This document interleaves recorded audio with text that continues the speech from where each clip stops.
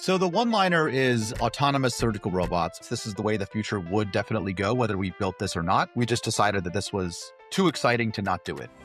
Imagine a surgical robot that doesn't just assist, it learns to operate on its own. That's what Nick Damiano is building as co-founder and CEO of Andromeda Surgical, where his team is developing one of the world's first autonomous surgical robots. Nick is no stranger to building in medtech. Before Andromeda, he co-founded ZenFlow, a venture-backed breakthrough urology device now running global clinical trials. In this conversation, Nick shows how he's designed step-by-step autonomy that keeps surgeons in the loop, why the OR could be the ultimate testing ground for robotics, and what it really takes to persuade investors and partners to back a moonshot in surgery. Let's dive in. Well, Nick, thank you so much for talking to me today. I'm really excited to have you on the podcast. Great to be here. Thanks, David. Yeah. So let's dive in at the very beginning. Your dad was a surgeon. You've spoken publicly before about the original game plan being to be a surgeon. And I know that there was a shift pretty early in the process into the world that we're going to talk about today. So walk me through what that was like. Yeah, so I was at Stanford undergrad as a pre-med and was planning to be a surgeon myself. And I think it was a couple of things. The first thing was when I was one summer, I think after sophomore year, was working in a surgical lab and with a lot of residents who were really in I guess, the hardest part, if there is a hardest part of residency. I think all of it's pretty hard, and didn't seem that happy with what they were doing, and kind of cautioned me against going into surgery unless I really felt confident that that was definitively the path for me. And so that made me think. And then also when I was at Stanford was just in the middle of Silicon Valley, and there was so many exciting things being built.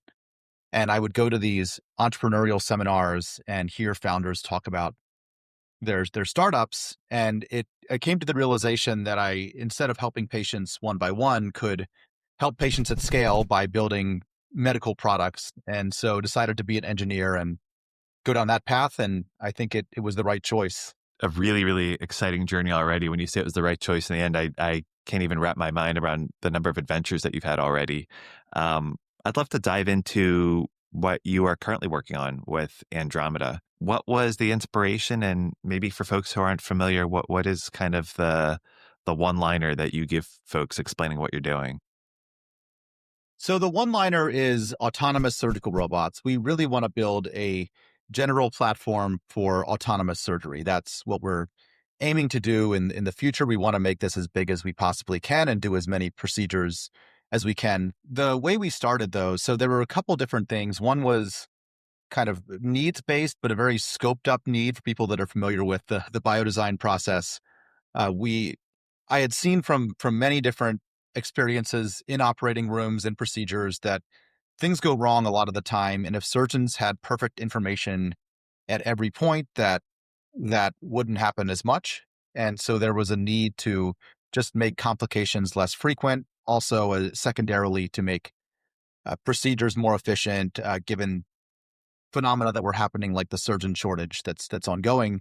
And then from a technology side, and I think this was also the case with my co-founder, who was actually in the autonomous vehicle space building autonomous trucks before this, we saw that autonomous vehicles were starting to become a real thing in the world, at least here in San Francisco.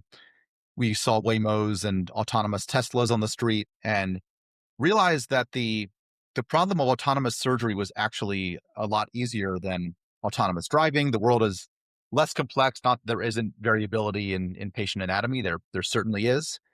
And you don't have other agents, usually like other cars or people or animals that are coming out of nowhere to get in your way in surgery. It's a more constrained environment. And so we felt like we could build this and that it would solve that need of making surgery safer and reducing the amount of surgeon labor needed per procedure. And once we realized this was, we got convinced this is the way the future would definitely go, whether we built this or not. And then we just decided that this was too exciting to not do it. And then we just started the company and started building. I love that. Too exciting to not do it. You clearly identified an unmet need in terms of information that a surgeon might have during a procedure. Could you walk us through, like, is there a story that really crystallizes that, or for folks who aren't in the mindset of what it's like to be the operating surgeon, like, what does that look like, needing more information and not having it, and how are you imagining that being totally better?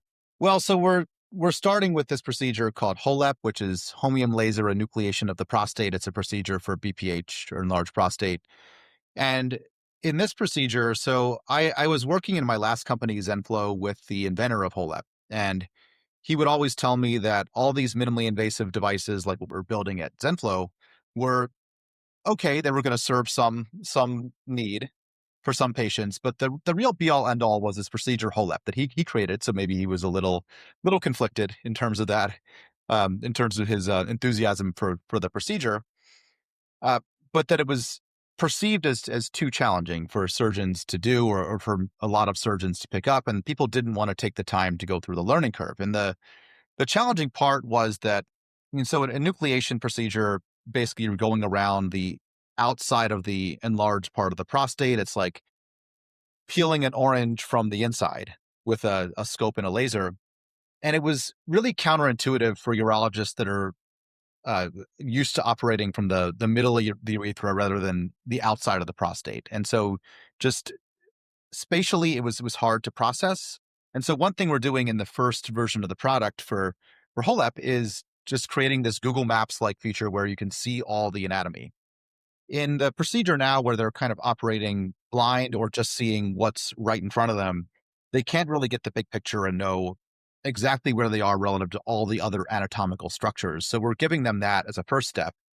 And then as we build this beyond that, beyond this first generation, there's going to be autonomy that actually automatically does that. And then it's kind of like with a Tesla, when you're in autopilot mode, the car's driving itself, but you can always adjust. And if you see something that's not really what you like, you can always, step in. So it's going to be human in the loop autonomy, but it should control a lot of the kind of tedious, mundane tasks that surgeons are doing and allow them to focus more on the big picture. And then we're also giving them this mapping information to give them a sense of what's going on in a holistic view of the anatomy and the procedure.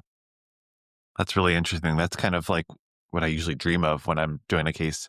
I want to go back to highlight what you just mentioned. So you were talking about this real challenge that surgeons can have in the operating room, where you're operating, and even though you may have even a panoramic view of the system on the screen, you don't have a three-dimensional view beyond that surgeon's own knowledge of the patient's anatomy, from their own anatomical knowledge, and maybe the patient's preoperative imaging.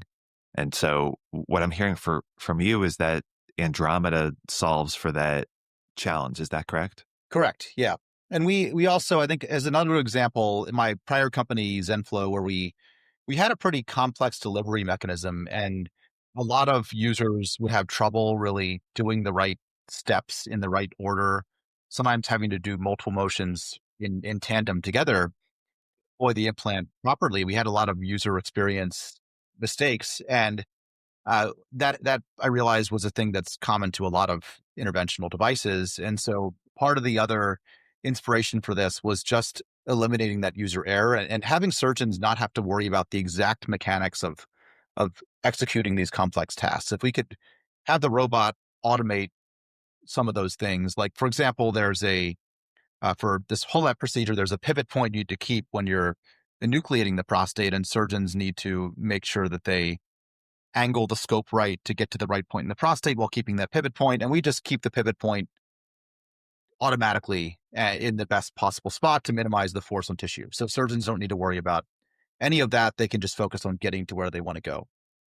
Wow, that's really cool. And to take that a step further, what specific intraoperative tasks is this AI informed robot carrying out versus the surgeon manually? Well, it's going to be eventually most of the steps of the procedure. The surgeon will still have the big picture kind of route planning task, but then specific tasks like enucleating the prostate, which is basically following a plane between the capsule, which is the outside of the prostate, and the adenoma, which is the enlarged tissue. So that's going to happen automatically in our next generation.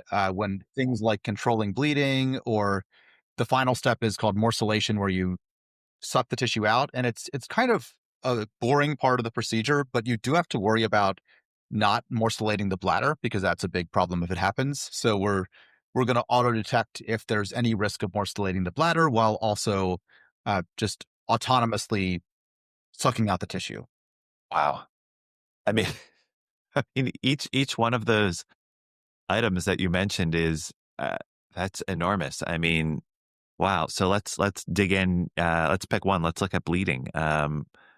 What are some of the ways that you have figured out or taught your AI to recognize oozing versus a specific vascular pedicle, or venous bleeding versus what we'd call a pumper, where you see sort of pulsatile bleeding? How does that work? What's that look like?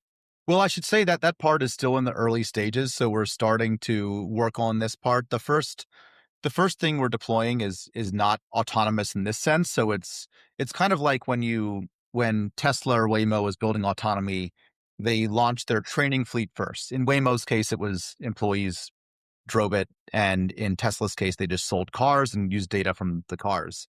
And so that's what we're doing now, is launching the training fleet. Uh, we don't think, from what we've done so far on the bleeding specifically, we don't think it's going to be that hard to recognize visually where it's bleeding, and then the action that you take is pretty straightforward. It's just firing the laser on a lower power to coagulate.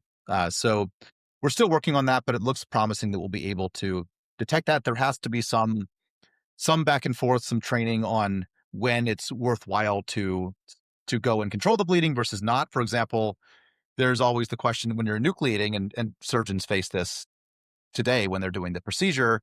If you see a bleeder, do you go and stop it now, or do you come back later and get them at the end? And so that's one thing. If you don't do it, it can be a distraction to kind of do it now, but then also your visualization might get harmed if you let too much bleeding continue, and the field clouds up and it's hard to see what you're doing. Yeah, that's a real challenge, and there's always the degree of bleeding. Is it oozing? Is it pulsatile? Is it? Yes. I wonder if we could explore a little bit of what you just touched on with, I don't know if you would refer to that as human in the loop, or if that's maybe even a step before human in the loop when you're sort of at that training fleet phase. But what does that look like when you have to think about your safety systems? What does that look like for trial implications when you're starting to roll this out and wanting to really test it for safety and efficacy? So as far as building autonomy, we realized from early on that we need to build this step by step. We can't do too much at once, or it's going to be a huge burden as far as testing and safety. We want to roll out little bits at a time. That's the safest way to do this. We also have a lot of controls around what it can do. So I mean, one is having human in the loop, that at any point in the foreseeable future, there's going to be a surgeon at the console. It's not a situation where you press a button and walk out of the room. It's going to be a surgeon there while the AI is autonomously operating. So that's one safety control. There's controls around forces and positions. We have now a force control where it'll warn you if it's sensing a certain level of force, and then if it senses too much force, it'll automatically stop and kind of release the force that it's applying. So there's multiple things that we're doing, and then there's other, just recognizing hazardous situations to be able to make sure that the AI knows when something is about to go wrong. So that's all. Those are all things that we're very actively building in from the beginning to make sure that we don't have a situation where some major safety event occurs. And then, yeah, this step-by-step approach. The one good thing with this versus autonomous driving, especially for a company like Waymo, is that they didn't really have a product until they built basically full autonomy. So until they could send the cars out there without a driver and feel confident in people being safe, they weren't able to really sell anything. Whereas for us, even the first version, even the training fleet, is something that's valuable to surgeons. We have this, it's physically easier. We have these mapping features that are helping them navigate much better than they can now. And so that's providing value in itself. So we can actually sell that and not have to pay people to get all of our data, because it'd be kind of like Waymo. Waymo, I think, has spent 30 billion building what they have to date, and we don't have $30 billion at our disposal, or even a $1 billion. So we have to find a way that's more efficient to be able to get the data that we can build then the autonomous features on top of.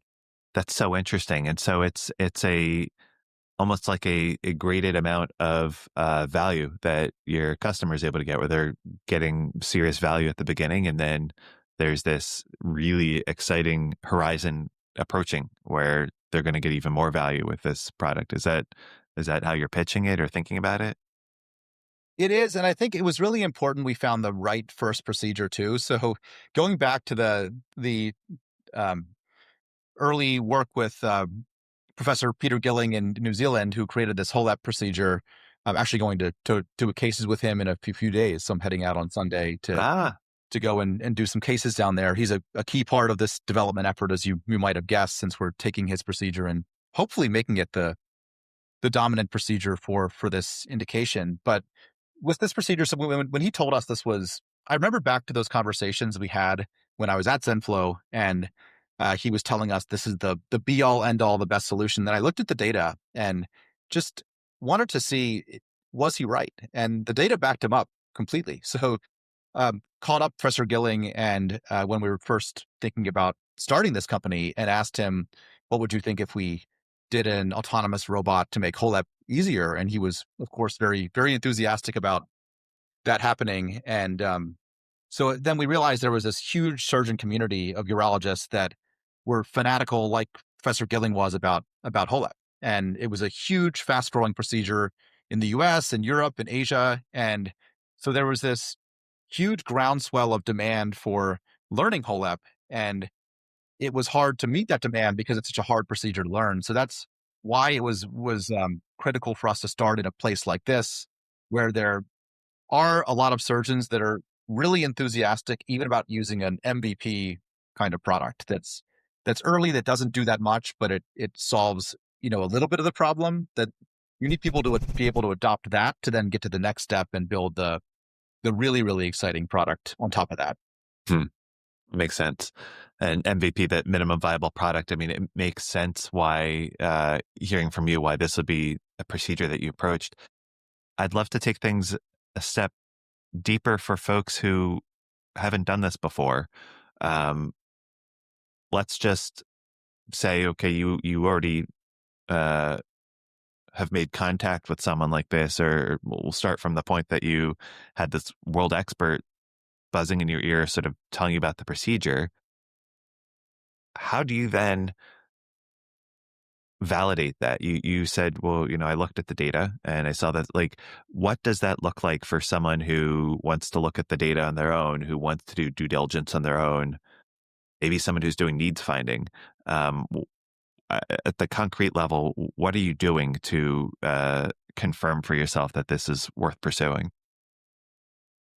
Yeah. So, I mean, there was some just primary research looking at the papers. I had been, fortunately, even though I'm not an MD, I had been in the urology space and really had geeked out on urology for many, many years. Back in biodesign since 2013, I've been almost entirely in urology since then. And so I understood the lay of the land pretty well, which was a good place to start. But then I also went to urologists, and a lot of other, having worked in urology with Zenflow, I knew a lot of urologists, and it was easy to call them up and just survey a number of them. Is this right? Do you agree with Professor Gilling about HoLEP? Is this going to be a much bigger phenomenon in the future? And the answer most gave was yes. I mean, there's always one thing also to keep in mind with surgeons. They're always a wide variety of opinions. So there were some people that weren't as convinced, and some were people that were even not doing HoLEP, though.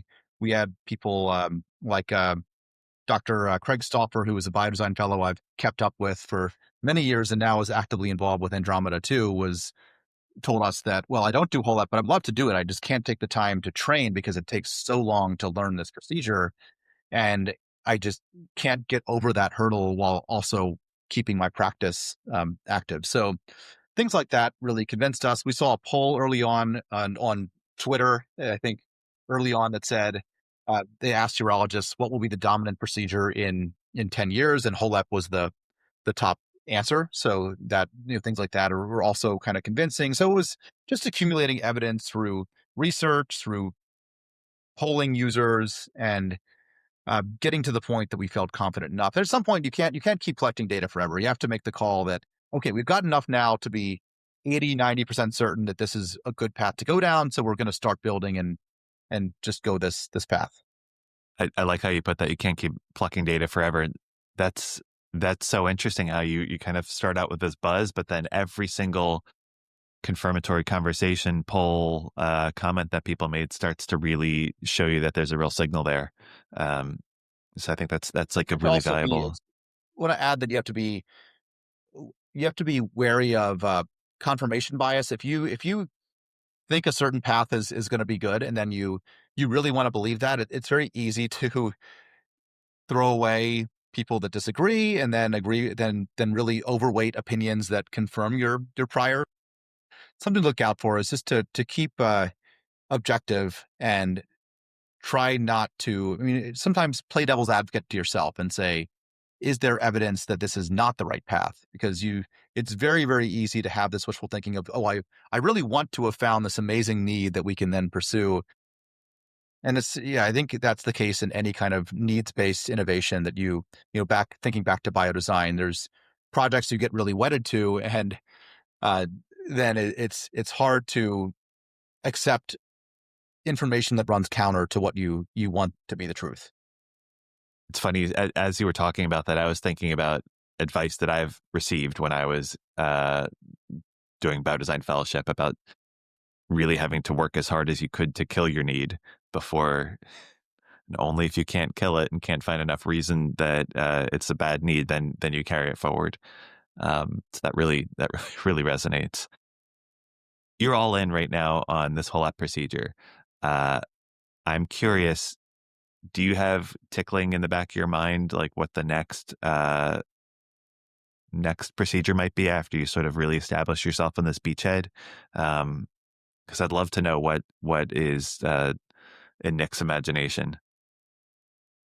We do have other procedures. We have this whole spreadsheet of other mostly endoluminal procedures or minimally invasive. We're not doing the same ones. It's worth pointing out we are not competing with Da Vinci, with Intuitive in any of these procedures that we're doing. That's also a space where it's historically been a graveyard of startups. Intuitive is really good at what they do, and you need to bring a lot of resources to that fight if you want to fight it, which we don't.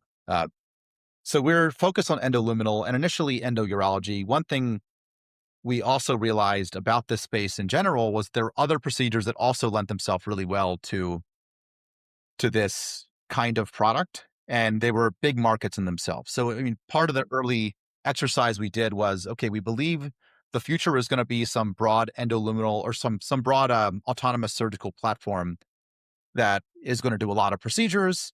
It's also the case that hospitals are not going to want to buy 50 different single procedure robots. You're going to have platforms that do different things. So then the question was not just where do we start or how do we get to or what's the end goal, but also what's the path to get there. And we found that endourology had other needs like bladder tumors, focal therapy for prostate cancer, stones, prostate biopsy, and more beyond that could be really interesting next areas to look at beyond this. And we already have some. I think it's probably a little bit too confidential at this point. We have some collaborations with medtech companies that are building interventional devices for some of these needs that we're basically going to make robotic autonomous. So, and that's one more thing I think that's interesting about the platform we're building. We're not trying to control the whole hardware stack. We don't have disposables. We don't have end effectors at all, really. We're able to control different end effectors. Those could be a scope and a laser like they are for HoLEP. And we've partnered with companies like Richard Wolf and Quanta who make respectively scopes and lasers for HoLEP. And it could be an interventional device that does some other procedure in itself.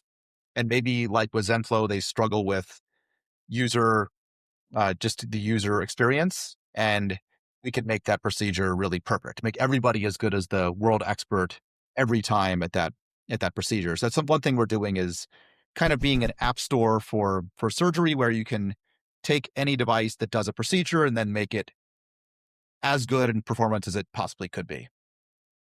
Wow. You're touching on my next question. What is the dream of Andromeda fully realized? That app store for procedures sounded like maybe the beginning of it. Just paint that picture. We definitely think big with this. We want to make every surgery go as well as it possibly could. That's kind of the end goal: zero complications, the best effectiveness, the best efficiency for every procedure, and then also relieving the surgeon shortage. We're not at all replacing surgeons, but we're making them more productive.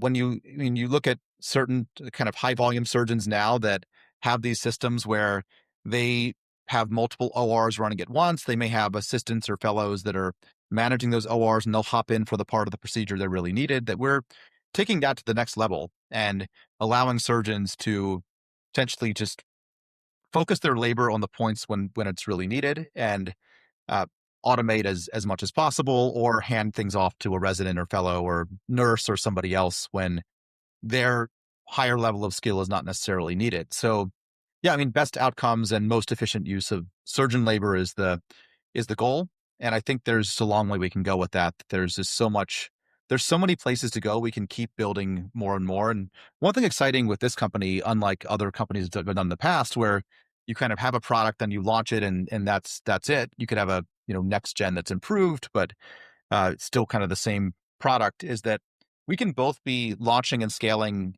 certain products now while also doing the 0 to 1 innovative process for new products, new procedures all the time. Scaling and growing are nice too, but being able to build new exciting stuff, I think, is really exciting, and being able to do that continuously, indefinitely is great. Wow. That's so cool. I think a lot of parallels to the world of large language models. I mean, I'm really going to date this podcast and the time of recording, but I'll say GPT-5 recently came out as of the recording of this podcast, and GPT-4 was great. GPT-3, I mean, all of these versions where people draw tremendous value and find incredible ways to use it, and then a new update makes it wildly better and opens up new function, and at the device autonomous robot level, that sounds a lot like that kind of dynamic. I mean, AI is really, and there's an old saying, or I don't know, maybe not that old, but software is eating the world. Now AI is really eating the world, and it's possible. I know LLMs large language models have a lot of hype now. There's a lot of talk that this may not be the ultimate best paradigm to build AGI, artificial general intelligence. And so it's a tool. It may not be the tool. We're not using LLMs in our product. We are using AI of the kind of more classic machine learning type. Mhm. But I think there's just so much you can build with this tool in general, whether it's LLMs or other AI paradigms. And one thing with medtech I've realized is that we're often a decade or more behind the rest of the trends when you look at the tech world. So there's always a lot of opportunity to take tools that are maybe proven out in some other space and apply those in medtech. And that's what we're trying to do here. We feel like that surgery is no exception to the AI is eating the world paradigm, that this definitely will be the way that it goes. And there's just so much we can build using that tool to make surgery better. So, Nick, you mentioned earlier before we were recording a little bit about the dynamic of investors coming on board and deciding whether and when to invest. I'd love for you to share a little bit more about how you think about convincing an investor that now is the time for them to join. One thing I tell people is you're not just competing with other deals, you're competing with your own future deals. And this is more the case in medtech than anywhere else, that if an investor can wait, because they usually can wait and not even pay much more in the next round. And a lot of de-risking will happen in the meantime, that you need to convince them that the train's leaving the station and you can't really wait until the next round. That makes a lot of sense. And that sounds like extremely valuable advice for folks who might not have thought about that before. Nick, I'm sure people come to you all the time to kind of pick your brain, to sort of ask your predictions, to ask your advice. Uh, what advice do you give to someone who maybe an expert in their field or may have a certain amount of clinical expertise as a practitioner, but really has no experience in the entrepreneurship space and the health tech space, um, but wants to get into it. What do you tell that person that has an idea or just wants to step into the world? How do you guide them? I'd say at first, just making sure that it's viable. This is a very core biodesign concept that you really want to think through the entire path to market and determine if there's any insurmountable blocker along the way. I think there are people that you have to avoid confusing an insurmountable blocker with something that you can get past. That's just hard to solve. A lot of times, the hard problems to solve are barriers for or a reason why a company doesn't exist now, but they can be solved. If you can find a way. Oh, we actually can overcome this hurdle that people think you can't overcome. Then that's a really good opportunity for a company. So you have to differentiate the merely hard problems from the impossible problems. It's one thing. And then just going back to being honest with yourself about, am I falling victim to confirmation bias or wishful thinking that this is going to be a viable product that could do well in the market? If you have an idea, I mean, there's a lot of ideas I've had in the past that I really, really wanted to believe that they would be a huge thing, and there was some reason why they wouldn't. And you have to really be objective as possible about that. I think then also just, and this is something that's relevant for physician innovators, that somebody has to be really committed to it. It's really hard to make something work as a side project. It just it takes going all in is just so much more powerful. It's and not having a way out, not having being committed to it, and really having to make it work, or else you have to go back to a job or whatever. But you don't have a fallback of, oh, I can just like keep practicing or whatever. I mean, it does take a lot of time, but I think there's a lot of things like fundraising too that are just a massive slog that take loads of effort. And if you don't have the time for that, it's really hard to do it well. I mean, very small percent of med tech people, especially, it's a hard space, can fundraise effectively. So doing it as a side job is almost certainly not going to work. Tough advice, but practical. Very, yeah. That sounds like it's important advice for people to hear. Where can people go to learn more about you and more about Andromeda? I guess our social media is probably the best place. I do post on LinkedIn from time to time, sometimes a little bit incendiary, which is uh, The best I way. guess, not common in med tech, though I think it's getting more common. There's a lot of people that are starting to be a little bit edgy in the space, which is, I think, a good thing. It's good to have not have this groupthink dominating the space. And then about Andromeda, we post. We're pretty low key right now as far as uh, just the messaging we're putting out there. We still are pre-commercial, but that won't be the case for too long. So once we get on the market, which should happen pretty soon, then we'll have a lot more information coming out. But yeah, definitely reach out if you're interested via our website or LinkedIn or anywhere else you can find us. And definitely we're going to be hiring. We're going to be you know trying to get more surgeons using the product and so on. So open to connect with anybody who could be either an employee, customer, or whatever. Great. Well, Nick, it's been so nice talking to you today. Thank you so much for joining on the podcast. Likewise, thanks, David. This was great.